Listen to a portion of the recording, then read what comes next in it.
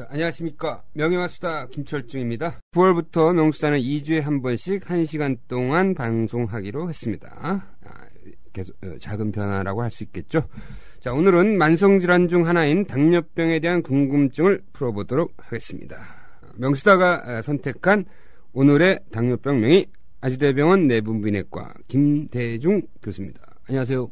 안녕하세요. 아주대병원 김대중입니다. 오늘 어마어마하게 유명하신 분이 나왔어요. 김대중. 네. 전직 대통령이자 우리 형님 친이름, 우리 형의 친이름. 네. 광상김 씨죠? 예, 그렇습니다. 네. 오늘은 광상김 씨 집안이 진행하는 프로그램입니다. 네. 김대중, 김철중. 진짜 우리 형 이름이 김대중이에요. 큰 대자 가운데 중 쓰시나요? 예. 동생 이름은 어떻게 돼요? 동생이랑 형? 동생은 중자 돌림 안 썼습니다. 본인만 중자 돌림? 예. 장남이세요? 예. 나머지는 어떻게 배가 달라요? 저희 동생은 대자를 돌렸고요. 저희 큰집 형들이 중자를, 예. 그러네. 희한하네. 하여튼 광상임 씨가 100만인가, 120만 명이니까 도처에 있는 거죠. 예. 일제시대 때 많이 났다는 얘기도 있고. 자, 당뇨병에 대해서 얘기하기 전에 우리 그 이름도 유명한 김대중 교수의 프로필에 대해서 좀 소개를 하겠습니다. 현재 아주대병원 내분비내과 교수고 의료원 기획 담당 부실장을 또 맡고 계시네요. 주로 전문 분야는 당뇨병, 비만, 갑상선 질환, 대사증후군. 이거 다잖아. 하나만, 한두 개 해야지 이게 전문 분야라고 하지, 이렇게 쭉, 대사증후군까지 하면 어떡해. 환자를 놓치기 싫어서. 오케이. 주요 연구 분야도 당뇨병, 비만, 대사증후군이네요. 바쁘겠다. 연세대학교 의과대학을 졸업하시고, 거기서 강사도 하시고, 미국 노스캐롤라이나, 발음이 또 안 되네, 오늘. 시차가 있어가지고, 영어가 낮에는 잘 안 돼. 미국 노스캐롤라이나 대학에 연수 갔다 오셨네? 이거 언제 갔다 왔어요? 2009년도 여름부터 1년간 다녀왔습니다. 진짜, 미국 사람들이 꼭 한번 살아보고 싶다는 그 노스캐롤라이나. 예. 그 채프릴에 있었어요? 예, 채프릴에 있었습니다. 야, 그럼 골프 많이 늘었겠네요. 저는 골프를 배우려다가 손이 아파서 관뒀어요. 그래서, 주로 무슨 연구하다 왔어요? 에피데미올로지죠. 역학. 당뇨병 역학. 당뇨병 역학.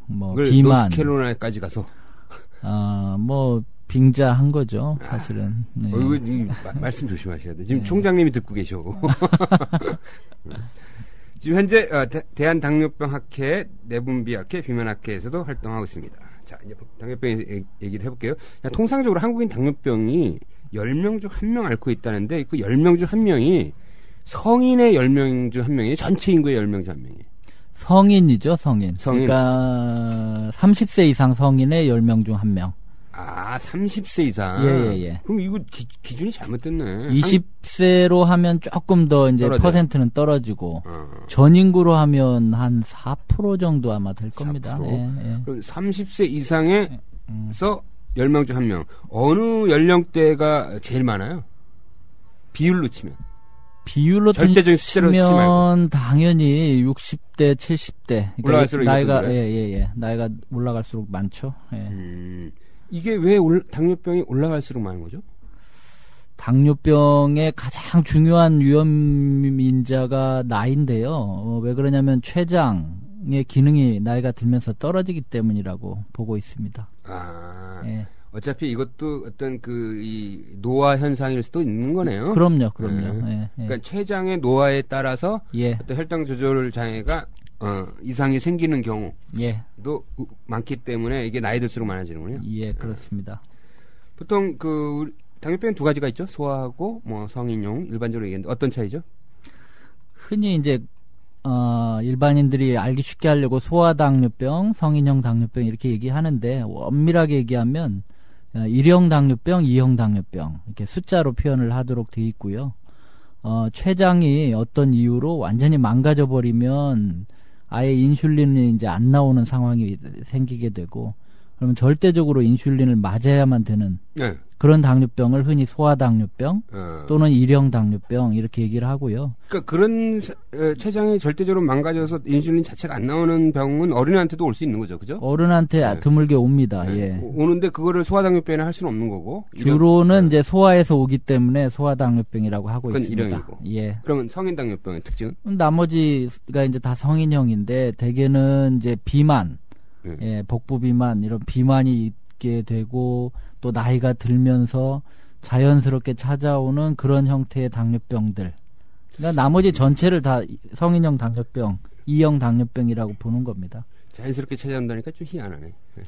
요즘 워낙 많아서 예, 고혈압 만큼 많아지니까. 하여튼 성인 예. 일형 당뇨병, 그러니까 간단히 얘기하면 일형, 즉 소아라고 하는 것들은 인슐린 자체가 생산이 안 되는 거고, 그다음에 성인 당뇨병은 인슐린은 생산이 되되 그것이 작동하지 않는 구조. 잘 작동이 안 하고요. 또 일부는 조금 모자라고 덜 생산되고. 덜 생산되고. 예. 또 그 차이다는 거죠. 우리가 오늘 얘기하려는 거는 이제 성인 당뇨병. 맞습니다. 예. 대해서 얘기를 이제 하려고 합니다. 자, 이거부터 한번 물어봅시다. 나는 당뇨병을 보면은 우리나라에서 이 당뇨병을 고치겠다는 사람이 왜 이렇게 많아? 신문, 제일 만만한 게 당뇨병이야. 예. 신문 보면 광고도 뭐 당뇨병 정복이니 뭐 완치니 뭐 오만 데서 나오고 있잖아. 식품도 나오고 뭐 병의원도 그렇고 한의원도 그렇고. 예? 보면 최근에 뭐야? 이 누에 고춧가루. 요거는 이제 옛날 얘기 나온 거고. 말굽버섯 이게 뭐 당뇨병에 좋다는데 이 말굽버섯은 뭐예요 도대체? 저도 이번에 처음 알았어요. 말굽버섯이라는 것도 있다는 거를. 예? 원래 유명한 버섯이 차가버섯. 예. 예, 그게 이제 당뇨에 좋다고 그래서 굉장히 고가로 팔린다고 제가 들었는데 이건 아마 그거보다 더 비싸게 팔리는. 여기 보니까 뭐 1kg에 10만 원인데. 예, 마치 명약처럼 얘기가 되고 있는데. 당뇨병을 고친다라고 하는 거는 거짓말이다 이렇게 보시면 됩니다. 단적으로. 그러니까 당뇨병을 근본적으로 완치시킨다는 거는 그 모든 그 무엇도 다 거짓말. 네, 현재로서는 거짓말이다. 지금 우리 김 교수님이 거짓말하는 거 아니에요? 희망사항이죠 사실은. 그러니까 당뇨를 완치시키고 싶은 건 모든 국민들. 그러니까 무엇을 먹어서 당뇨병을 고친다는 거는 그 자체가 다 어떤 과장된 얘기다. 예, 과장된 절대 얘기다. 병의 생리학적 요인상 그럴 수가 없다. 예. 이렇게 일단 하고 오히려 이걸로 완치를 시킬 수가 있다라고 하는 것들을 좀 더 의심해봐야겠네, 그 사람들을. 그럼요, 예? 그럼요. 오히려 그 사람들을 좀 더 좀 의심해보고 저 사람들 약간 사기 아니야? 라고 생각하는 게 올바른 자세다. 예, 뭔가 현혹시키려고 하는 태도다. 그래요. 오케이. 누에고치도 마찬가지죠? 그러니까 지금 뭐 당뇨에 좋다고 나와 있는 많은 것들이 사실 혈당을 조절하는 효과가 없다고 말씀을 드리는 건 아니고요. 그렇죠. 혈당 조절하는 효과가 조금씩은 다 있습니다. 그러니까 이게 이제 상업적으로도 자꾸 나오게 되고 뭐 예를 들면 아주 고전적으로 뭐 수백 년 수천 년 전부터도 쓰이는 많은 식품들 이런 것들이 있는데 그게 이제 현대의학에서 개발해서 쓰고 있는 당뇨약보다 더 좋지 않다는 거죠. 나는 이거 굉장히 중요한 메시지라고 봐. 사람들이 많은 이 식품이나 뭐 특정한 어떤 하나의 그 식품을 갖고 자기의 질병을 해결하는 거는 너무 어리석은 짓이야. 예. 맞습니다. 그랬으면 벌써 우리나라 모든 질병이 다 해결됐지. 예. 그리고 그 식품의 어떤 좋은 성분들은 실제로 효과가 있을 거예요. 하지만 그것이 질병 치료에 효과를 내면 어마어마한 양을 먹어야 돼. 예. 그것도 맞는 얘기고요. 그러니까 예를 들어서 건강보험 적용 받아가지고 1,000원이면 해결될 거를 건강보험 적용 없이 자기 주머니에서 10만 원으로 해결하려고 하고 있는 엉뚱한 짓을 하고 있는. 그럼요. 제가 여기 나오려고 계산을 좀 해봤어요. 그런데 당뇨병에서 가장 많이 쓰는 약이 글루코파지라고 하는 약이에요. 상품명이라 좀 미안한데 이 약이 한 알에 100원 정도예요. 100원. 한 알에 100원. 하루에 3알을 먹으면 300원. 한 달 먹으면 10,000원이거든요. 보험 적용을 받으면 본인은 3,000원만 내면 되는데 이거 대신 아까 얘기한 차가버섯, 말굽버섯을 10만 원, 20만 원 주고 먹는 거예요. 근데 국민들은 그걸 먹으면 더 내가 건강해진다고 생각해요. 그러니까 예를 들어서 뭐 그런 식품, 뭐 버섯에 있는 어떤 특정 성분이 그런 혈당을 조절하는 효과가 있다. 물론 있을 수 있겠지만 그리고 이거는 굉장히 자연적이고 어떻게 보면 아주 내추럴한 거다. 독성이 없다라는 어떤 믿음 같은 게 있잖아요. 그래서 더 선호하는 거죠. 그렇습니다. 하지만 실제적으로 그 성분이 약효의 효과를 발휘하는 거는 어차피 화학적 형태로 해결해 주는 거 아닌가요? 오, 굉장히 깊이 들어가셨어요. 그러니까 내 얘기는 어떤 식품이 자연적이고 천연 치료제다 이렇게 얘기하는데 실제로 그게 워킹하려면 그것도 화학적 구조로 워킹을 하는 거잖아요. 맞습니다. 그 세포 레벨에 가서는. 예. 그러면 약이랑 그 음식이랑 뭐가 차이냐 이거지 내 얘기는. 지금 버섯 얘기하는 거가 버섯에 이제 베타글루칸이 들어있대요. 그래서 사실은 저 잘 몰랐는데 찾아보니까 베타글루칸이 한마디로 식이섬유 같은 거예요. 예, 그러니까 우리가 음식을 먹을 때 많이 들어있는 그런 섬유질, 이런 것들인데, 이게 모르겠어요. 버섯에 있는 베타글루칸은 훨씬 대단한 성질의 것인지, 아니면 이 베타글루칸이 원래 보리, 귀리, 이런 거에도 많이 있다는 거거든요.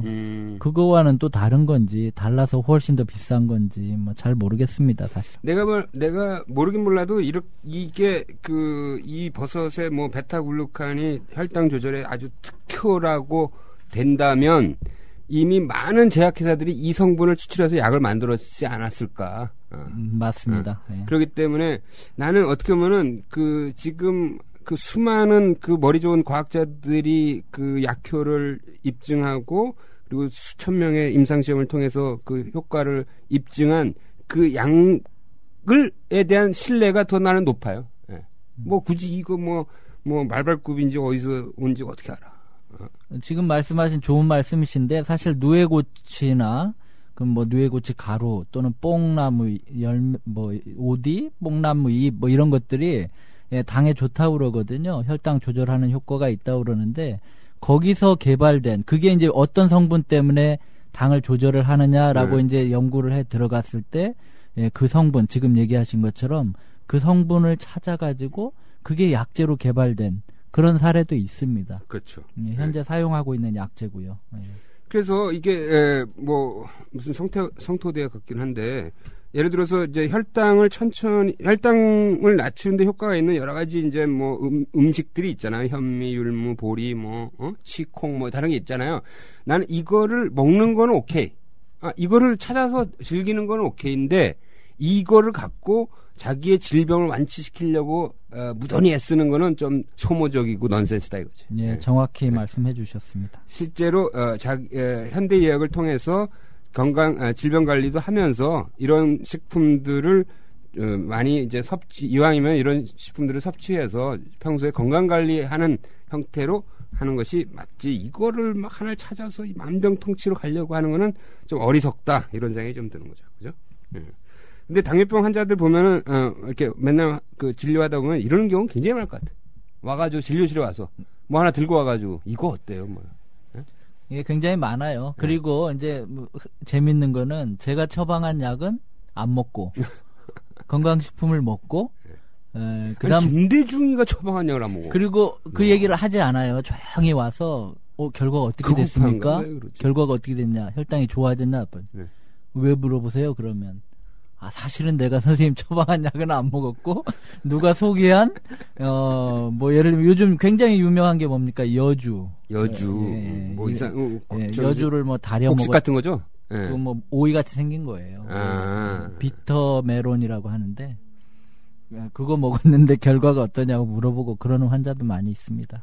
그러니까 이게 어떻게 보면 미디어에서는 어떤 단편적인 효과를 얘기를 하는 건데 그거를 지나치게 과신해서 그런 경우가 많아요. 예를 들어서 두부가 좋다 해서 두부 엄청나게 먹었는데 만성 신장병 환자예요. 그래서 이게 포타슘, 칼륨 수치가 확 높아져가지고 실신해서 온다니까요. 두부 먹다가. 또 이런 얘기 들으면 또 두부를 절대 안 먹어. 그러니까 적당한 수준에서 먹어야겠죠. 일단 당뇨병의 정의를 한번 얘기해 봅시다. 그러니까 혈당이라는 거는 우리 세포 활동의 혈당이라는 거는 우리 세포 활동의 아주 필수적인 요소잖아요. 그렇습니다. 당연하죠. 예. 근데 이게 많으면 왜 나쁜 거예요? 많으면 많을수록 좋은 거지. 그러니까 많아진 이유가 있는 거죠. 그러니까 원래는 우리 몸에 꼭 필요한 에너지원이고 뭐 굉장히 중요한 영양분인데 이게 이제 우리 몸이 효과적으로 이걸 쓰지 못하고 남는 게 혈중에 떠다니는 거죠. 그래서 혈당이 올라가는 거고요. 예, 그러니까 뭐 충분히 내가 포도당을 갖고 있다 안 갖고 있다의 문제는 아니고 예, 그렇게 이제 뭐 뒤집어 얘기하면 우리 몸은 한마디로 포도당이 지금 부족하게 느끼는 거예요. 왜냐하면 세포 안으로 포도당이 들어가야만 사용되는 건데 세포 안으로 잘 들어가지 못하니까 우리 몸에 있는 세포들은 오히려 포도당을 고파하는 거죠. 당을 고파하는 거고 실제 혈중에는 너무 넘쳐나는 거고. 예, 그리고 이 넘쳐나는 혈당이 피를 타고 돌아다니다가 혈관도 망가뜨리고 예를 들면 뭐 장기들도 다 손상을 시키는 그런 게 이제 당뇨병인 거죠. 그러니까 고혈당이라는 자체는 실제적으로 지금 세포에서는 혈당의 굶주려 있는 거네. 그렇죠. 네? 예. 그러니까 이게 보급이 안 되는구만. 예. 보급의 문제는. 예. 실제로 생산이 잘 과잉으로 되는 경우도 있나요 혹시? 그러니까 우리가 흔히 당뇨병이다 그러면 너무 많이 먹어서 당뇨병 생기는 거 아니냐 이렇게 오해를 하기 쉬운데 물론 그런 사람도 일부 있습니다. 그러니까 너무 활동량보다 섭취하는 양이 많아서 비만해지고 비만해진 결과로 당뇨가 생기고 이런 측면도 물론 있지만 오히려 특히나 우리나라 사람에서 당뇨병은 많이 먹기 때문에 생기는 당뇨가 아니고 잘 사용을 못해서 생기는 당뇨가 많이 있어요. 뭘 잘 사용? 포도당을 효과적으로 지금 아까 얘기한 것처럼 세포 안으로 집어넣어주고 잘 쓰고. 그런 어떤 몸의 상태라는 거지. 그런 작용이 잘 안 일어나기 때문에 생기는 거지. 그 사람이 잘못 사용하고 있는 건 아니죠. 내가 뭐 내 맘대로 혈당 사용할 수 없는 거 아니야. 그렇죠. 아주 정상은 몇 이하? 아주 정상은 100보다 작아야 돼요. 100보다 작아야 되고. 네, 그다음에 100하고 125 사이는 뭐 어떻게 되는 거죠? 그러면 이제 그거는 당뇨병 고위험군 전 단계 뭐 이렇게 표현하는 거죠. 그러면 예를 들어서 정상적인 췌장 기능을 갖고 있는 사람이라면 아무리 많이 먹어도 8시간이 지나면 100 이하로 떨어져 있어야 되는 거예요. 맞습니다. 예. 젊은 사람은 대개는 한 80, 90 특히 여자들은 예, 그런 정도 나와요. 70에서 한 90 사이. 그는 그 사이에 이 췌장이 막 공장을 가동시켜가지고 어찌됐든 혈당을 막 떨어뜨리도록 해놓은 거잖아요. 그죠? 그렇죠. 엄밀하게 얘기하면 혈당을 떨어뜨리는 건 아니고 혈당을 보내주는 거죠. 이제 포도당을 세포 안에 넣어주고 남는 포도당은 뭐 지방으로 저장시키기도 하고 뭐 이러는 거죠. 예. 그 안에 이제 지금 과잉으로 들어온 혈당을 어떻게 적재적소에 이제 저장도 시키고 활용도 하고 써먹기도 한다. 이렇게 되는 거죠.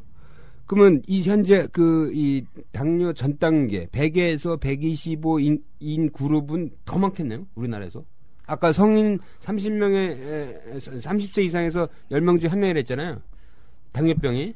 예, 그 전 단계는 10명 중에 2명 있습니다. 10명 중에 2명. 그러면 현재 당뇨와 관련돼서 이미 위험상 환자가 됐거나 곧 환자가 될 수 있는 사람은 30세 이상에서 10명 중 3명. 그렇죠. 당뇨병 환자가 국민병이네. 당뇨병 환자가 한 300만 명, 후보군이 한 600만 명. 그럼 거의 1,000만 명 그렇게 되는 거죠. 당뇨 비즈니스를 해야겠는데 이거. 어떻게 만드냐.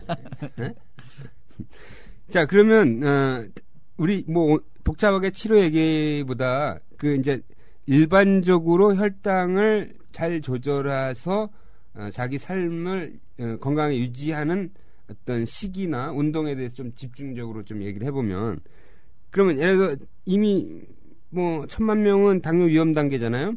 그럼 이 사람들의 식이요법은 어떻게 해야 되는 거예요? 어떤 기준 원칙들이 있을 거 아니에요?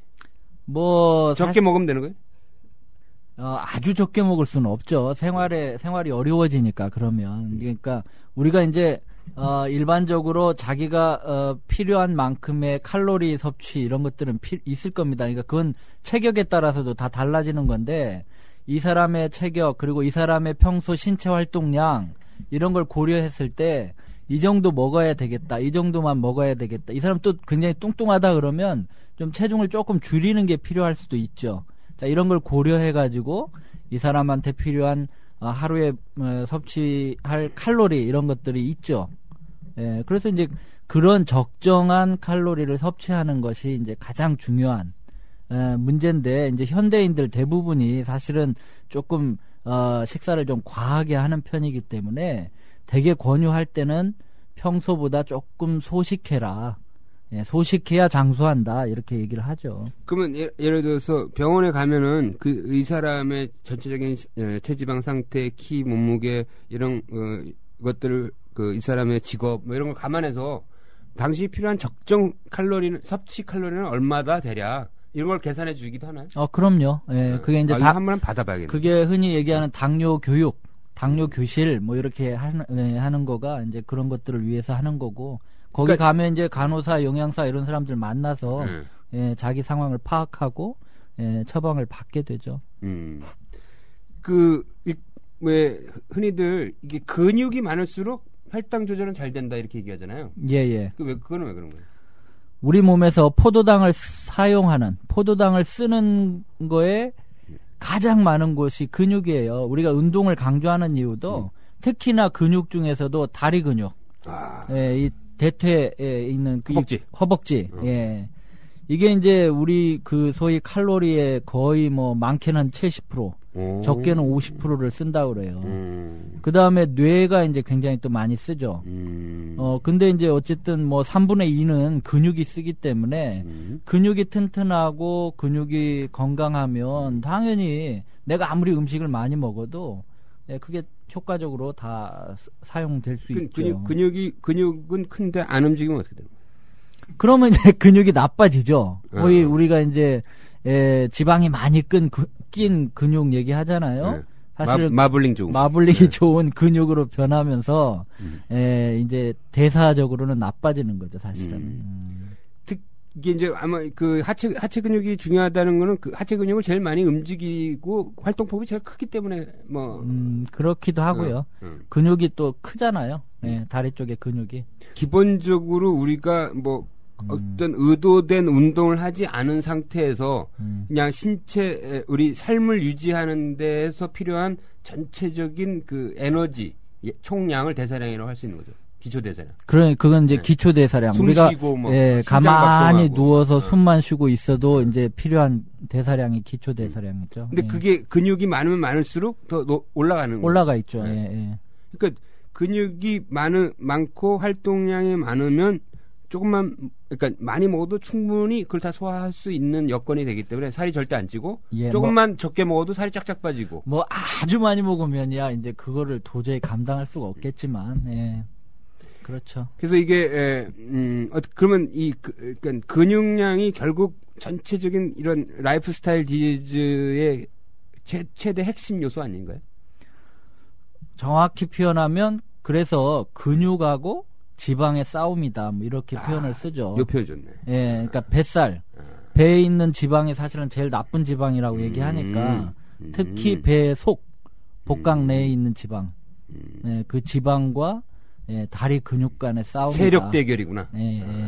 근육이 세력이 이기면 이런 라이프 스타일 디지에 안 걸리는 거고 벗어나는 거고.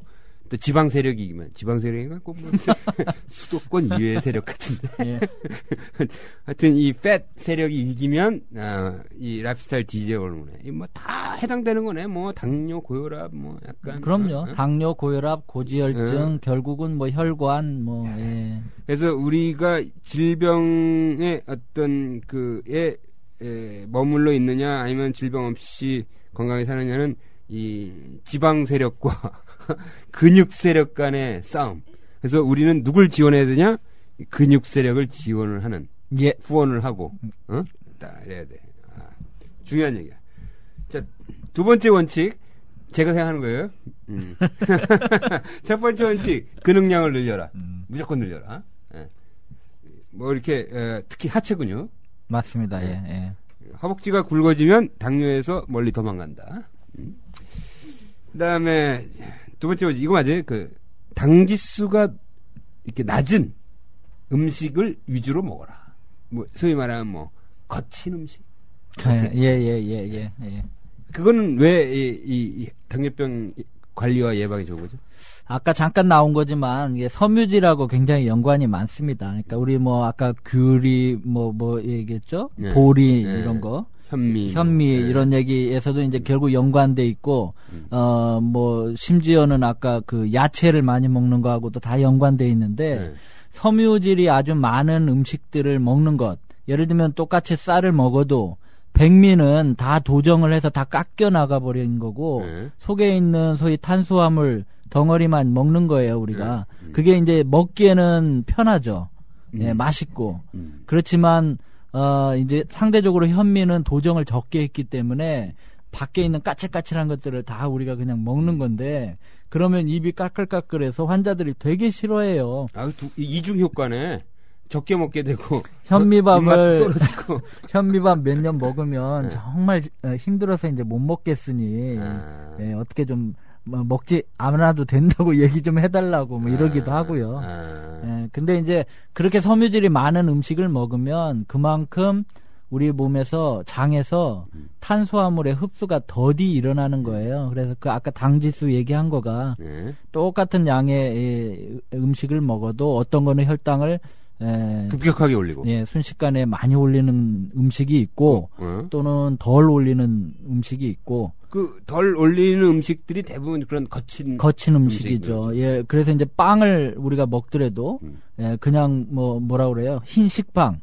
식빵은 굉장히 칼로리가 금방금방 흡수가 되는데 반면에 이제 뭐 호밀빵이라든지 뭐예요? 좀 아무튼 맛없는 빵 있잖아요. 그런 거 먹으면 훨씬 더 그러니까 이게 네. 당지수가 높다라는 거는 이제 똑같은 양을 먹어도 혈당이 바로 올라가는 속도가 굉장히 빠른 거고 당지수가 낮은 거는 이제 천천히 올려서 혈당 조절에 유리한 건데 이게 되게 맛있는 거는 다 당지수가 높아.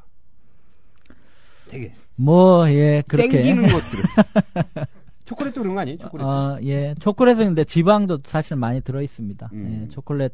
그래서 우리 흔히 저혈당 왔을 때 어떤 분들은 초콜릿 먹으면 뭐 당이 잘 오른다 그러지만 실제로는 방해가 많이 돼요. 아, 그래요? 그래서 오히려 사탕이 더 예, 저혈당을 극복할 때는 혈당계에서는 사탕이 최고.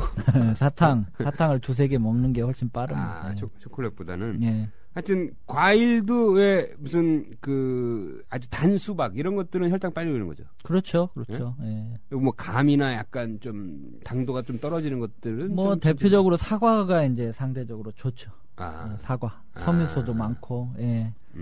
사과도 이제 갈아 먹으면 안 되고 통째로 껍질째. 근데 하여튼 이렇게 이제 갈수록 이 식품 가공 과정 그러니까 오히려 이런 당지수가 낮은 뭐 현미니 뭐 이런 덜 보정된 것들이 가격이 더 비싸. 요즘 그렇게 되고 아이러니라니까? 예, 그게 이제 웰빙이니까. 예. 그래서 여기서 나는 그 혈당 양극화가 일어난다고 봐. 그러니까 이게 사회 경제적 수준에 따라서. 그렇지. 예. 자기가 이제 부자일수록 이런 거친 음식을 사 먹을 여유가 생기는 거야. 거친 음식이 더 비싸니까. 그래서 이 사람들은 혈당 조절이 잘 돼. 그러나 이 가난한 사람일수록 이 싼 흰쌀 뭐 흰빵 이런 걸 사 먹으니까 혈당이 막 올라가. 그게 역학에서는 아주 검증된 거예요. 저도 그런 논문을 쓴 적이 있는데 우리나라도 누가 당뇨병이 많으냐, 당뇨병이 많은 사람과 적은 사람 이거 중요한데. 해보면 사회 경제적 수준, 예를 들면 교육 수준도 관련이 있고 그 다음에 수입, 그 가게의 수입, 평균 수입이 얼마냐 이렇게 따져보면 저소득층이 당뇨병이 더 많아요. 그러니까 과거에는 좀 부자들이 당뇨병이 많았잖아요. 예. 네? 일정 부분 많이 먹었으니까. 그러나 지금은 저소득층에 더 가난한 사람이 당뇨병이 많아요. 예. 이제 비만도 딱 그 꼴이잖아요, 요새. 그럼 모든 질환이 지금 양극화가 오고 있죠. 혈당 사실은. 양극화 이거 심각한 거야. 경제 양극화 수준이야 이거. 바로 연결되는 거잖아요, 그죠? 예. 세 번째 기준. 니트를 올려라. 니트는 또 뭐예요? 제 얘기 잘 들으세요. 이게 non exercise activity. 엔더모제네시스. 예. 이거 오늘 누가 사회 보는 거 누가 하루에도 여러 번 매일매일 발라야 했다. 근데 한 번만 발라서 과연 될까? 라미실 원스는 단 한 번에 한 번 사용으로 무좀 살균균막이 싹 13일 동안 무좀 살균균 작용이 지속됩니다. 무좀 치료 한 번에 잊어라. 라미실 원스. 이게 또 혈당 관리에 중요하지 않나요? 예를 들면 이렇게 실제적으로 그러니까 의도한 운동이 아니라 일상생활의 피지컬 액티비티를 올려라. 뭐 당연히 사실은 현대인 아까도 얘기했지만 현대인이 워낙 신체 활동량이 줄어드니까 그리고 사실은 바쁘니까 뭐 운동을 찾아서 할 수가 없고 그러니까 어떻게든 생활 속에서 뭔가 좀 활동량을 늘리는 방법들을 찾자. 예, 뭐 이런 움직임은 뭐 당연히 아주 긍정적이라고 볼 수 있는데 사실은 엄밀하게 얘기하면 운동을 하는 게 훨씬 좋습니다. 이거 내가 하고 싶은 얘기가 바로 이 얘기야. 운동 그 자체가 주는 여러 가지 복합적인 효과가 있는 거잖아요. 그죠? 맞아요. 다만 30분이라도 또는 심지어는 아주 강하게 근육을 쓰는 운동을 10분만이라도 하는 것이 예를 들면 슬슬슬슬 걸어서 한 30분 1시간 걷는 것보다는 더 좋다. 왜 더 좋은 거죠? 그만큼 근육이 순간적으로 확 사용이 되면서 우리 몸에서 이제 물론 칼로리의 소모도 극대화될 수 있고 또 그런 우리 대사가 많이 변한다고 그래요. 근육에서 일어나는 그런 어떤 신진 대사 이런 것들이 그래서 그렇게 이제 운동을 연구하는 학자들 소위 운동을 연구하는 학자들은 먹는 것보다 훨씬 중요한 게 이제 그런 운동이다. 그 운동도 아주 흔히 우리가 고강도 예를 들면 막 심장이 막 심박수가 올라가고 어느 정도 이상 올라가고 막 땀이 좀 나야 되고 뭐 이런 얘기 하지 않습니까? 이제 그런 정도의 좀 힘든 운동 아이고 죽겠다 하는 그런 운동을 좀 해주는 게 필요하다. 10분이라도 한번 판을 좀 흔들어 줘야 이게 몸이 다시 액티베이션이 같이 되겠구나. 예. 그럼 이런 가정 그래서 적정 체중인데 게을러서 운동 안 하는 사람하고 과체중 비만인데 애도 뭐 부지런히 운동하는 사람하고 이 두 사람의 어느 쪽이 더 나을까요? 그거는 어느 쪽이 더 당뇨병 잘 걸려요? 그게 이제 아주 뿌리 깊고 오래되고 지금도 진행되는 논쟁이에요. 팻이 문제냐, 그러니까 지방이 문제냐, 핏이 문제냐. 야 이거 용어 재밌네. 이거 굉장히 재밌는 논쟁거리인데. 팻 대 핏. 예. 소위 팻이 문제냐, 언핏이죠. 피트니스는 이제 언핏이라고 영어로는 그렇게 얘기하는데. 그러니까 비만이냐 운동이냐 뭐 이런 건데. 그렇죠. 그래서 운동을 신봉하는 학자들은 팻 중요하지 않다. 뚱뚱해도 내가 얼마나 운동 능력이 있고 그걸 뭐 또 다르게 표현하면 뭐 심폐지구력 뭐 이런 얘기도 하지 않습니까? 그러니까 운동 능력이 좋으면 좀 내가 뚱뚱해도 건강하게 오래 살 수 있다. 이렇게 주장해요. 물론 지방을 신봉하는 입장에서는 평균적으로 보면 뚱뚱한 사람이 병이 많이 생긴다. 그래요. 그 뭐 누구도 부정할 수 없어요. 평균적으로는 그렇지만 어떤 사람은 뚱뚱해도 헬시한 이유가 뭐냐, 건강한 이유가 뭐냐. 그 사람들은 아마도 그만큼 운동 능력을 있고 PT의 효과일 거다. PT의 효과가 있을 것이다. 이렇게 또 이것도 얘기하죠. 같은 개념이네요. 그러니까 이게 지방 세력 대 근육 세력 간의 어떤 대력이 세력 다툼이네 이것도.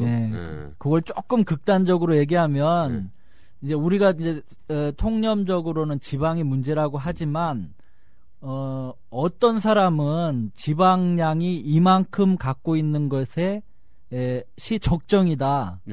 어떤 사람은 그보다는 지방이 더 많은 것이 적정일 수도 있다. 이것도 논란인 거네. 논란거리예요. 그래서 무조건 살을 뺀다고 지방을 줄인다고 무조건 건강할 거냐 이런 논쟁까지도 사실은 하고 있어요. 그 최근에 왜 그 외신에도 나왔지만 뭐 약간 뚱뚱한 사람이 더 오래 산다. 그래가지고 막 뉴스에도 나오던데. 맞습니다. 예. 이것도 논란이 있는 거 아니에요? 그럼요. 그게 오비시티 영어로 이제 오비시티 파라독스라고 얘기를 하고 있죠. 그러니까 뭐 뚱뚱해야 오래 산다는 건데 그럼 기존의 상식을 완전히 뒤집는 거잖아. 보통 뚱뚱하면 일찍 죽는다고 다들 알고 있었는데. 흔히 얘기해서 우리가 이제 질환, 성인병 얘기할 때 만성 질환을 얘기할 때 당뇨나 고혈압이나 뭐 예를 들면 고지혈증, 예, 고지혈증이나 이런 것들은 뚱뚱해지면 뚱뚱해질수록 사실은 많아져요. 네. 근데 그런 질환이 많다고 해서 다 빨리 죽지는 않거든요. 네.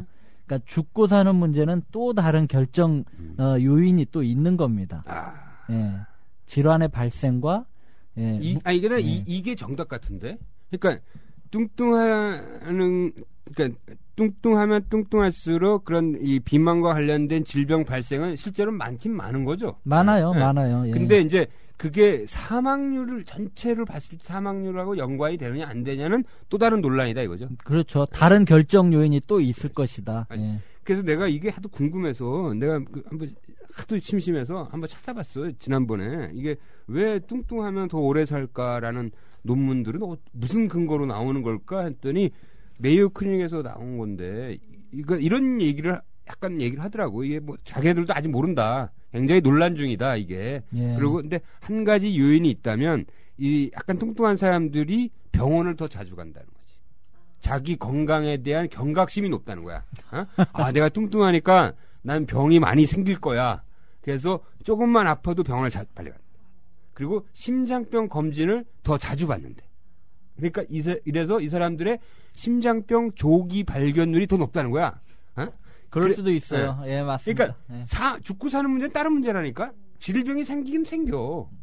하지만 죽고 사는 문제는 이런 여러 가지 의료의 행태, 자기가 삶에 대한 자세, 건강에 대한 경각심 이런 것들과 연관돼서 그러니까 이 사망률이 결정되는 거니까. 예. 그 얘기가 그러면 이게 충분히 가능한 얘기다. 그 논리가 당뇨에서도 똑같이 적용되는데 우리가 흔히 당뇨병 그러면 막 심각해지고 병이 되게 많이 생기고 빨리 죽을 것 같고 그렇게 생각을 하는데 저희가 이제 그 코호트 연구라고 그래서 당뇨병 환자를 등록을 시켜놓고 쭉 무슨 병이 생기는가 관찰을 해보면 병원에 등록된 사람들이 오히려 더 건강한 거예요. 평균적으로. 야, 이거 재밌다. 당뇨병 걸려야 돼. 예, 그냥 일반인들의 사망률보다 병원에 등록된 당뇨병 환자가 더 건강하더라는 거예요. 이거 황당하잖아요. 근데 왜 그러냐 보면 선생님 얘기하신 것처럼 더 건강에 대해서 걱정도 하지만 그만큼 열심히 또 운동도 하고 생활습관 바꾸려 노력하고 또 병원에 와서 수시로 검진도 받고 그러니까 그런 효과가 또 있다는 거죠. 그래서 나는 이게 당뇨병 환자들한테 권장하는 생활 방식이 우리 현대인들한테 필요한 생활 방식이랑 똑같은 거야. 다른 게 아니라니까. 그러면 똑같은 재미난 통계가 있는데요. 갑상선암 환자들이 일반 암에 안 걸린 사람보다 더 오래 살더라고. 그게 요즘 굉장히 논란이 된 거죠. 예, 맞습니다. 아니, 뭐 105%라고 그랬나? 그러니까 일반인은 기껏해야 100% 사는데 이 사람들이 105% 산다니까? 그게 이 똑같은 원리야. 그러니까 자기가 암에 한번 걸리고 나서 갑상선암도 암이니까 자기 삶을 되돌아보게 되는 거야. 내가 너무나 담배를 폈으면 이제 나는 암 환자니까 이제 담배 끊어야겠다. 나는 이제 좀 먹을 것도 챙겨서 잘 가려서 먹어야겠다. 운동해야겠다. 이러니까 갑상선암으로만 안 죽는다면 이분들이 더 오래 산다니까. 맞아요. 이게 어떻게 보면 질병의 패러독스 같아. 질병을 걸림으로써 질병에 걸림으로써 더 건강해지는 거지. 이게 당뇨병 환자들도 실질적으로 그렇구나. 굉장히 또 열심히 사시는 분들이 있어요. 그럼요. 근데 우리나라는 이 당뇨병 환자들이 살기가 참 어려운 사회야. 내가 봤을 때. 특히 직장인들. 그렇습니다. 그냥 뭐 회식, 그다음에 폭탄주 한 잔 안 먹으면 쟤는 좀 이상한 아웃되잖아. 그런 분위기가 있잖아. 요새는 좀 많이 줄었지만. 시모 일부 환자도 하나 있는데. 그래? 너무 힘들어해요. 이렇게 젊은 사람이니까 그 직장 생활하면서 게다가 그분은 이제 약간 영업 쪽 일을 하시는 것 같아요. 기자는 아니고. 직장을 그만둬야 돼 사실은 건강을 회복하려면. 그 당뇨병 권하는 사회라니까. 예, 그래서 사실은 안타까운 환자들 많이 있습니다, 사실. 그럴 때는 뭐 어떻게 얘기해? 뭐 사실 뾰족한 수는 없는데 그만두라고 할 수는 없잖아. 그만둘 수는 없고 당신이 그 중에서 뭔가라도 하나 뺄 수 있는 것들이 있는지 찾아봐라. 나쁜 요소를 뺄 수 있는지를 좀 찾아보고 그걸 좀 뺄 수 있으면 좋고, 아니면 사실은 그렇게도 못한다 그러면 긍정적으로 생각해라. 이게 사실 스트레스라는 게 또 굉장히 중요한 병의 원인이기 때문에 네가 바꿀 수 없는 것 때문에 억지로 이렇게 힘들어하면 될 일도 안 된다. 그냥 조금 그걸 받아들이고 좀 긍정적으로 생각하고. 그러니까 사실 우리가 당뇨 환자를 볼 때 혈당을 조절하는 거 중요한데 혈당을 정상에 가깝게 조절하는 게 궁극적인 목표는 아닌 거죠.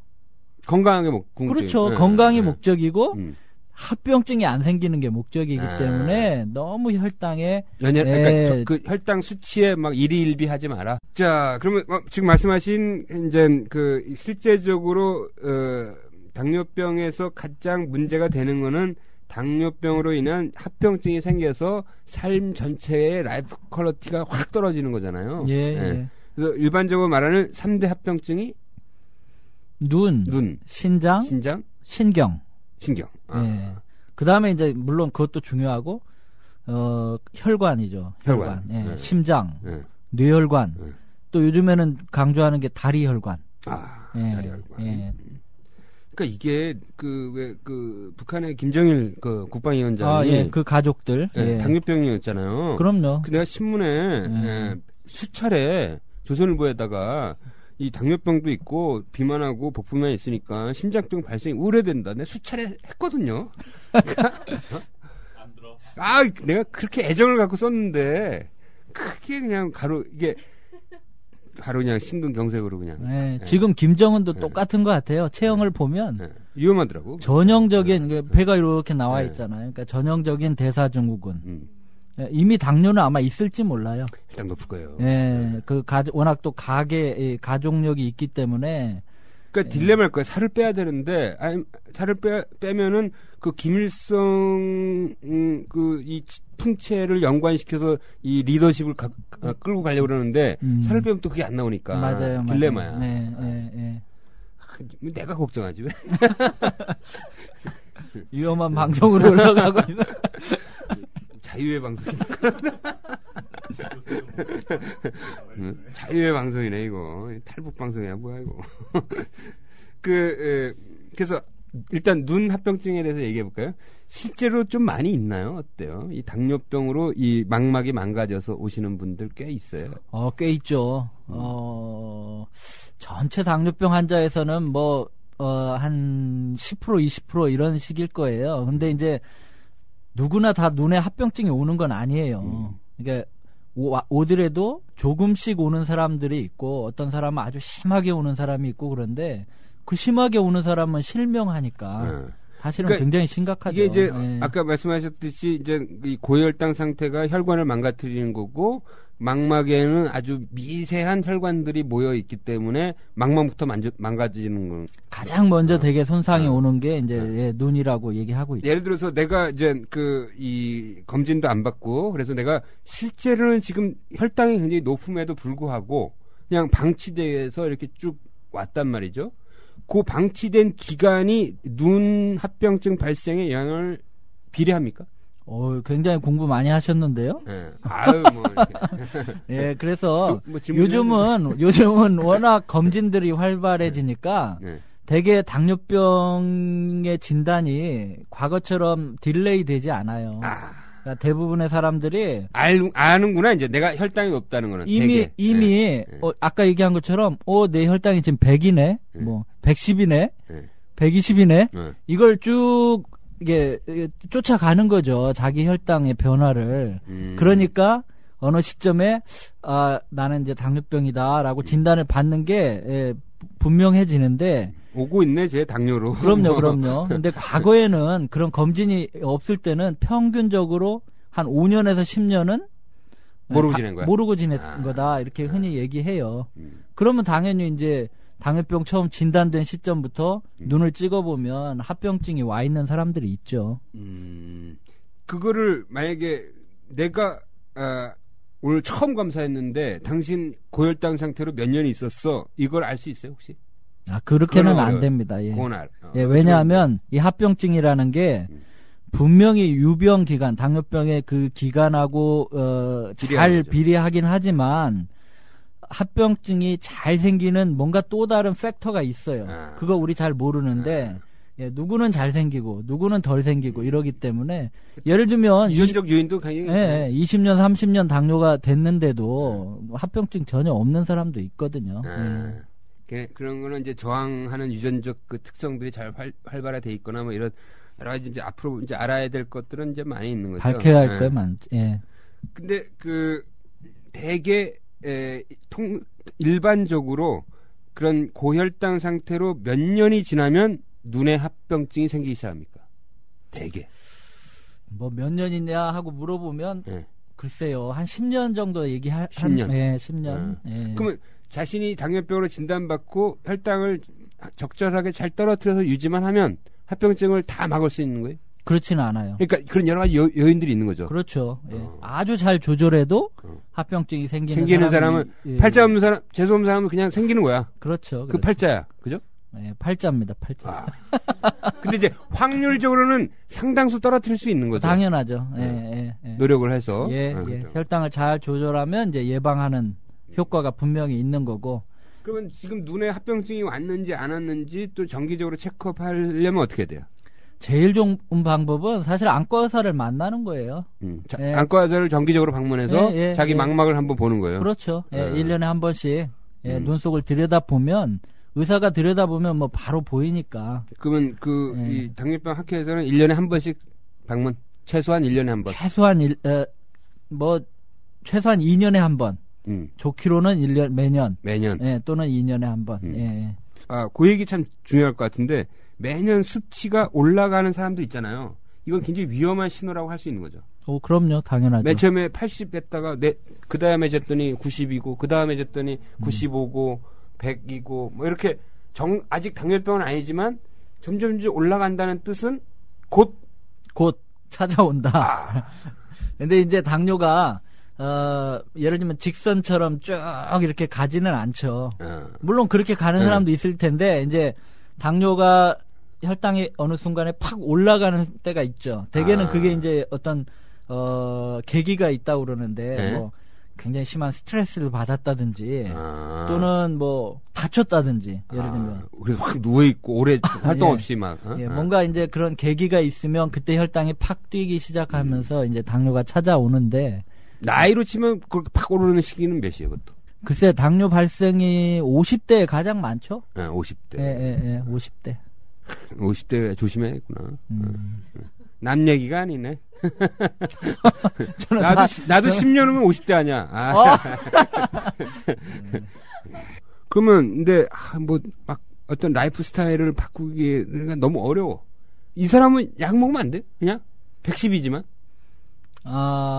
혈당 떨어지는 약 나 먹을래 그냥. 맞습니다. 이제 당뇨약이 종류가 많은데 이제 뭐 예를 들면 인슐린을 막 분비시키는 그런 당뇨약은 그런 때 쓰면 좋지는 않아요. 그러겠죠. 당은 떨어질지 몰라도 췌장을 자꾸 쉬게 만들어 놓으니까 고생시키니까 그건 좋은 방법은 아니고 아까 잠깐 언급했던 그 글루코파지라는 약, 메트폴민 성분으로는 메트폴민인데 그 약은 우리 몸에 뭐라 그럴까요? 인슐린의 작용을 개선시켜주는 인슐린의 효과를 좋은 쪽으로 바꿔주는 일종의 훌륭한 약이네. 우리 통상적으로 뭐 체질을 바꿔주는 이런 스타일의 약이기 때문에 이 약은 이미 국제적으로는 임상시험을 해서 당뇨를 예방하는 데 효과가 있다라고 이미 밝혀져 있어요. 그러면 이래서 그 당뇨 위험 그룹 이런 사람들 예방적으로 이 약을 먹으면 되잖아요. 그래서 다른 나라에서는 아예 그걸 보험으로 인정을 해주고 있는 우리나라는 나라도 보험이 있고, 안 돼요? 우리나라는 아직 인정은 안 해주죠. 그래도 뭐 한 알에 100원이라며. 뭐 이게 굉장히 저렴하기 때문에 네. 예, 자기 부담으로 그냥 사 먹으면 되는 거죠. 당연하죠. 예. 의사하고 상의해서 나는 그 약을 좀 도움을 받고 싶다 그러면 처방할 수 있습니다. 예. 그러니까 내가 주장하는 그 주의가 이거예요. 약발주의. 예? 그러니까 이게 어차피 의지 약하고 너 뭐 다이어트에 뭐 운동 열심히 야 너는 있잖아. 그냥 일단 혈당이라도 떨어뜨려놔. 이게 난 약발주의가 굉장히 중요하대. 근데 이제 연구를 해보면 네. 당연히 열심히 식사 조절하고 운동을 한 사람이 훨씬 효과는 좋아요. 그러겠지. 예. 네. 그러겠지만 이제 그러지 못하는 환경에 놓여 있는 사람들도 많기 때문에 맞습니다. 약발주의도 나는 굉장히 좋은 전략이다 이거지. 예. 약발로 백색하는 거야. 자, 그다음에 신장 근데 그 메트포민 드셔보셨어요? 예. 예? 예. 지금 당뇨병 환자세요? 아닙니다. 저희는 가게에 당뇨가 많아서 제가 예방적으로 좀 쓰고 있어요. 본인한테? 네. 본인이 처방해서? 네. 그러면 이게 속이 약간 더부룩하다며요? 그렇습니다. 그거 이제 사람마다 반응이 좀 다른데 용량을 좀 적게 쓰면 되게 속 불편한 게 좀 적고 많이 쓰면 뭐 심지어 설사도 하고 막 그래요.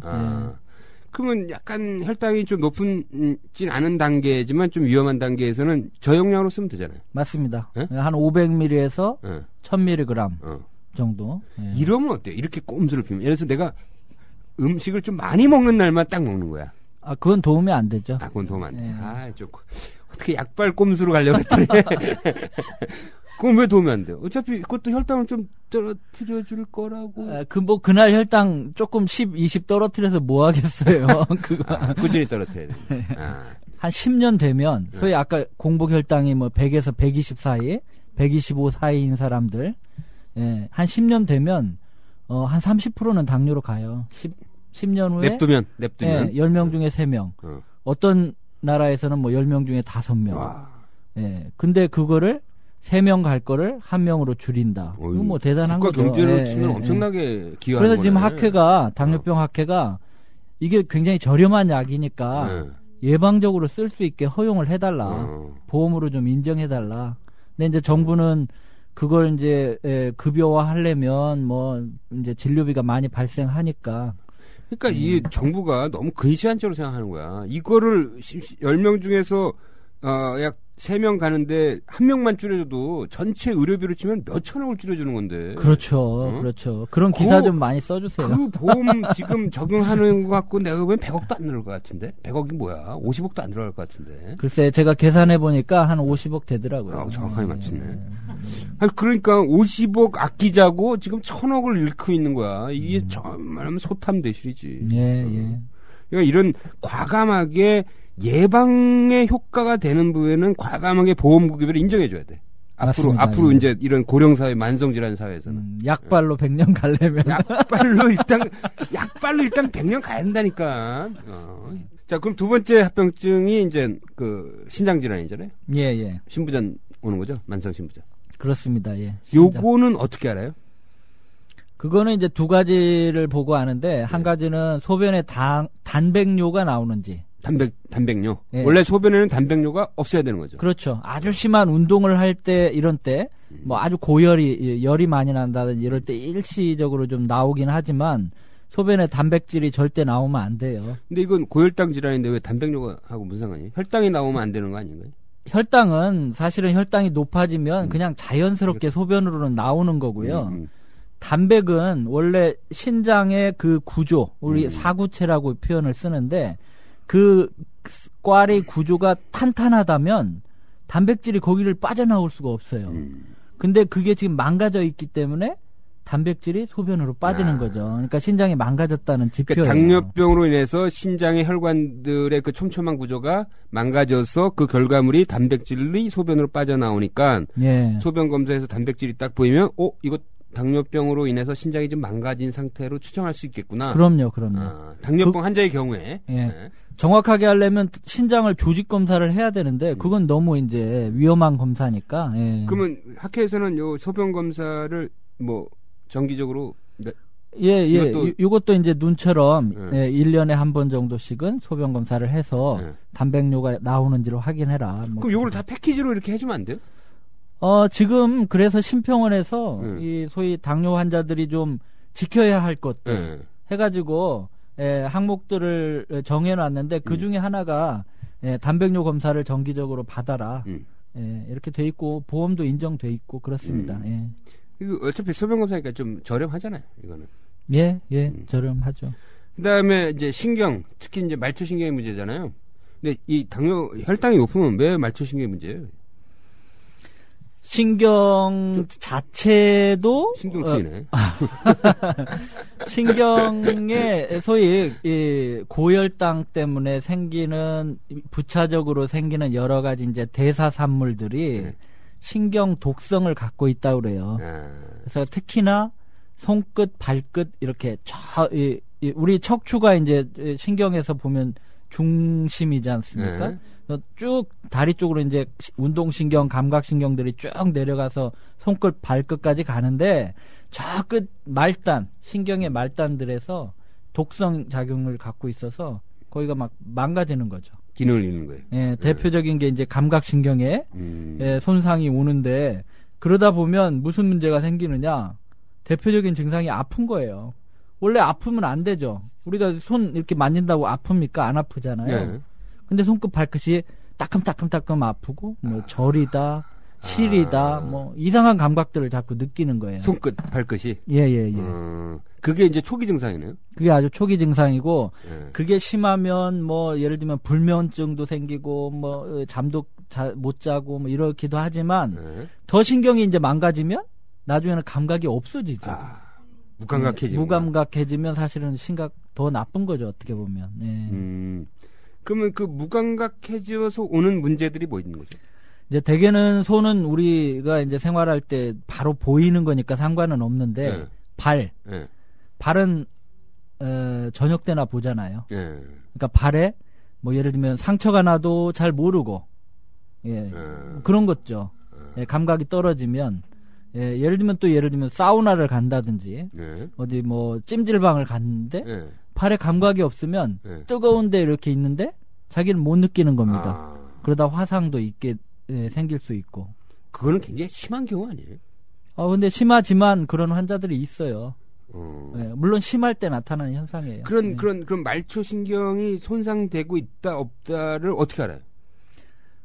물론 그것도 검사 장비를 이용해서 감각을 잘 느끼는지를 이제 정량적으로 테스트하는 그런 장비들도 기구들이 있는데 그게 아니더라도 지금 얘기한 것처럼 그런 아주 전형적인 증상을 갖고 있으면 그거는 신경염이 있다. 이렇게 얘기하죠. 그럼 이것도 조기에 발견을 하면 조기에 그 징후를 발견하면 조금 이 진행을 늦출 수는 있어요? 아직까지는 증상을 완화시키는 치료 수준이에요. 근본적인 치료법은 그러니까 말초신경 손상을 중간에 늦추게 하거나 이런 약물들은 아직 없는 거구나. 뭐 이제 그런 게 아까 얘기한 것처럼 혈당 관리를 잘 해주면 근본적인 치료지 요거 말초신경에 특화된 어떤 치료 있는 건 아니구나. 그러면 예를 들어서 그 왜 당뇨발이라고 하잖아요. 그런 것들이 다 이제 말초신경 손상으로 오는 것들이죠. 당뇨발은 아까 이제 혈관 얘기 잠깐 언급을 드렸는데 지금 얘기한 것처럼 신경도 이상이 생기고 또 동맥경화라고 그러잖아요. 다리로 가는 큰 혈관들이 동맥경화가 서서히 생기면 혈액순환에 문제도 생기고 아까 얘기한 것처럼 감각이 떨어지면 상처도 잘 나게 되고 그러다 보면 예를 들면 발 관리를 깨끗이 안 해주면 균도 들어올 수 있겠죠. 감염도 생길 수 있고 이런 게 이제 믹스업 돼가지고 당뇨발 이런 게 생기죠. 당뇨병 환자인데 뭐 예를 들어서 무좀이 심하다. 이거 최악인데 그러면? 무좀 발가락 사이에 무좀이나 발톱 무좀 이런 것도 잘 치료를 해야죠. 거기다 한 가지 더 얘기하면 이제 발의 모양이 좀 기형이 있는 사람. 어떻게? 발의 모양이 그러니까 뭐라고 합니까? 신발 같은 게 이게 편한 신발이 아니고 또 뭐 이렇게 또는 뼈에 약간 뭐라 그래요? 약간 모양의 변화가 있으면 어느 특정 부위가 자꾸 압력을 받을 수 있어요. 발바닥에 골고루 압력을 받지 못하고. 그러면 이제 그쪽에 발바닥 그쪽에 굳은 살도 생길 수 있고 그러면 당연히 거기가 또 혈액순환이 더 안 좋게 되고 압력을 많이 받다 보면 거기에 이제 궤양도 생길 수 있고. 미국 유럽에 가봤더니 그 포디아트리스트라고 예. 이 당뇨병 환자 발만 전문적으로 관리하고 치료해주는 사람이 직업이 있던데 이게 우리나라에 있어요? 우리나라는 없습니다. 왜 없어요? 네일 아트 하는 사람만 있죠. 굉장히 시니컬한 말인데. 그러니까 이게 이 네일 아티스트는 있지만 당뇨 환자의 발만 관리해주는 그 발 관리사, 발 치료사, 뭐라 그래요, 우리나라? 뭐 발치료사라고 봐야겠죠.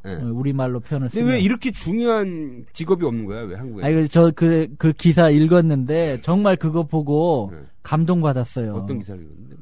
지금 미국에 그 캘리포니아에 가서 케어모 맞아요.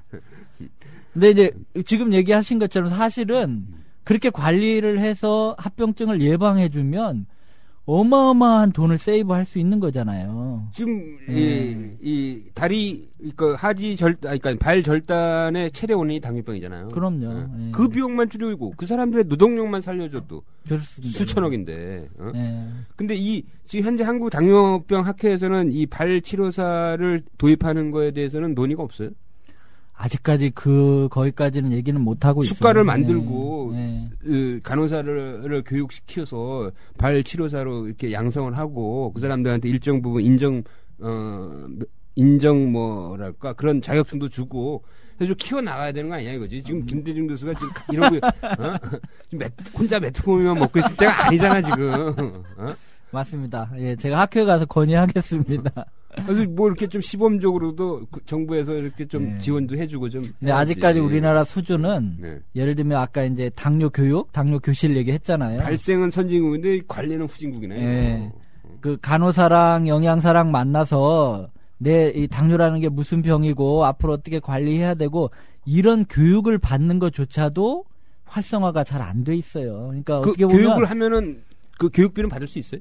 지금 받을 수 있죠. 그런데 안타깝게도 되게 병원이 뭐 그게 본인 부담이에요. 전액 본인 부담이고 병원마다 좀 다른데 뭐 한 3만 원에서 5만 원 정도 이렇게 받고 있는데 아직까지 우리 국민들의 인식이 뭔가 교육을 받는 거에 대해서 돈을 지불한다는 거에 대해서 그렇게 우호적이질 않아요. 그래서 교육 좀 받으세요. 그러면 귀찮아요.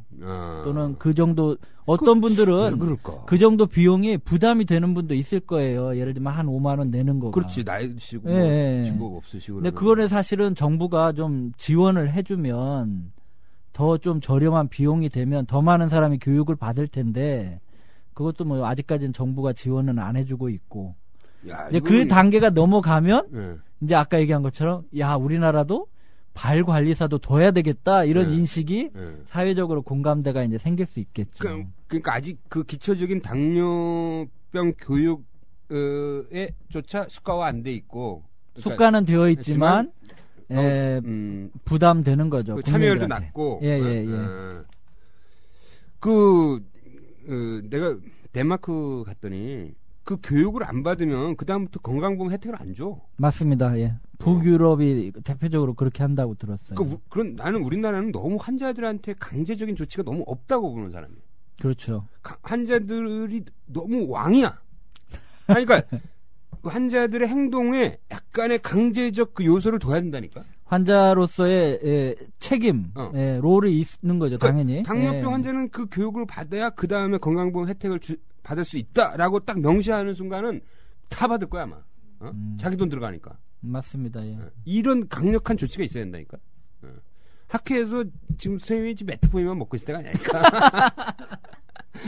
학회에서 이런 강력한 조치를 해달라고 정부에 건의를 하고 막 1인 시위도 하시고 뭐 단식도 하시고 광화문에 천막도 치고 당뇨병 학회 이제 회장님들 다 모여가지고 그냥 단식하시고 그래야지. 알겠습니다. 자, 오늘 당뇨병에 대해서 전반적으로 중요한 요소들만 이제 골라서 얘기를 나눴습니다. 우리 김대중 교수가 지금 당뇨병 환자 본 지 몇 년 됐어요? 10년 좀 넘었죠. 10년 동안 보면서 이것만은 꼭 내가 환자들한테 항상 강조하고 있다. 마지막 이것만. 상당히 어려운 얘기인데요. 네. 뭐 이제 환자에 따라서 뭐 얘기해 주는 것들이 다 다르지만 뭐라 그럴까요? 규칙적인 생활을 해라. 규칙으로 술 마실 수도 있잖아. 내 얘기 같은데. 뭐 사실 먹어, 난. 술 얘기 오늘 많이 안 했는데 술을 많이 먹는 거는 문제가 있지만 한두 잔 먹는 건 사실은 상관없고요. 규칙적인 바른 생활을 해라. 바른 생활. 예, 식사도 규칙적으로 하고 운동도 좀 할 수 있으면 좀 규칙적으로 했으면 좋겠다. 그리고 특히나 식사 같은 경우는 소식을 하는 게 좋겠다. 예. 이게 욕심을 내면 욕심이 과하면 망친다. 뭐 이런 얘기도 있잖아요. 그러니까 사실은 그동안에 당뇨가 생기기를 예방했으면 더 좋았을 테지만 이 기왕에 당뇨는 생긴 거는 어쩔 수 없는 거고 지금부터라도 잘 관리를 하면 합병증 없이 살 수 있으니 그렇게 규칙적으로 바른 생활을 하고 소식하고 뭐 이렇게 하라는 게 이제 굉장히 중요한 메시지고 사실은 의사를 잘 믿고 따라오는 게 필요해요. 그러니까 아까 뭐 약 얘기도 잠깐 나왔지만 약이 필요하다 그러면 약을 먹어야 되는 거고 처방을 했는데 먹었다 안 먹었다 먹었다 안 먹었다 이거 얼마나 사실은 좋지 않은 일이잖아요. 그런 것도 역시 규칙성 굉장히 필요한 부분일 거고 마지막으로 한 가지 강조하고 싶은 거는 처음에 나온 거지만 건강식품에 너무 현혹되지 말아라. 건강식품을 하는 것은 좋다. 하는 건 좋지만 너무 그걸 맹신했다가는 오히려 몸을 망칠 수 있다. 그럼 지금 건강식품 지금 팔고 있는 사람도 집에서 메트포민 먹고 있다니까. 마지막 한 가지는 긍정적인 사고. 아까 잠깐 나온 얘기인데 긍정적인 생각들, 사고방식 이런 것들이 훨씬 중요할 수 있습니다. 맞아요. 하여튼 오늘 이 당뇨병은 이 지방 세력과 근육 세력의 싸움이다. 그래서 근육 세력이 이기면 당뇨병에서 멀어진다. 아주 좋은 메시지인 것 같고요. 어떻게 보면 당뇨병을 관리하는 그 방식과 그 생활 패턴이 현대인의 살아가야 될 어떤 모범 같은 샘플인 것 같아요. 그래서 현대인은 당뇨병 환자처럼 살아야 돼. 맞습니다. 예. 당뇨병에서 우리가 얻는 교훈과 메시지야. 예. 오늘 하여튼 너무 당뇨병 얘기 감사드리고요. 지금까지 당뇨병에 대해서 아주대병원 내분비내과의 김대중 교수와 얘기를 나눴습니다. 감사합니다. 감사합니다. 예.